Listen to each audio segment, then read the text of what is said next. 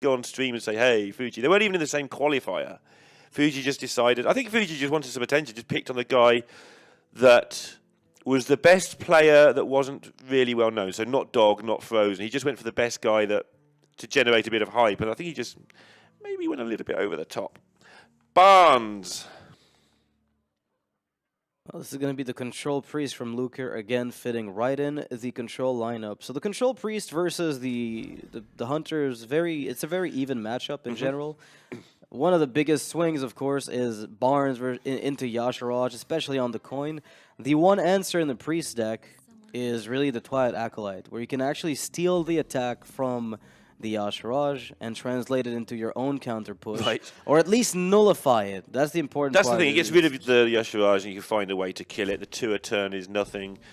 But for the first time in probably this tournament we've cast, when this has happened, the Acolyte is not in the hand, and this could be a very quick game if it stays that way.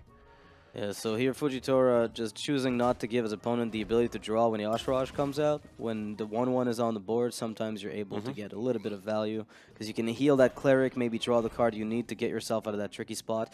And the less cards he draws, the less likely it is he's got Pint-Sized Potion, Shadow Word Horror in hand, which again, as a result, also buys you a tiny bit of time.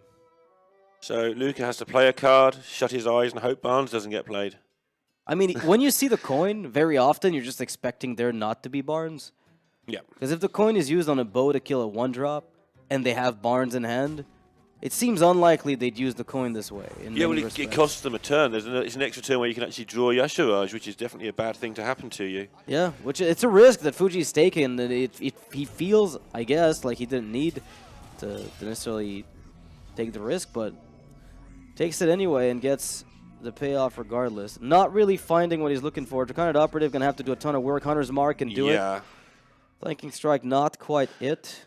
There's the Hail Mary on Wandering Monster, potentially finding you a Poisonous Cobra or Wasp.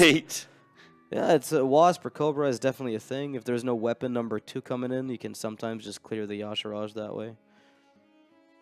He goes for the Flanking Strike, gives him a chance to kill Yasharaj over 2 turns with the trade with the Operative, then the Flanking Strike, then the Dustbreaker. It's no fun at all to do it that way, but sometimes having a way at all is just better than nothing, obviously. So I said, this matchup is rather even. I mean, it's even. It looks it. It's even when the Yasharaj is not picked up with Barnes, obviously. Because that's usually where, like, the percentages where the Hunter sort of auto-wins are these games. Now, Pint-Sized Potion could help stabilize a little bit. It does not solve the problem of Yasharaj, however. Anduin would solve that problem, but unfortunately costs 8. That seems unfair. I mean, who would ever play this card?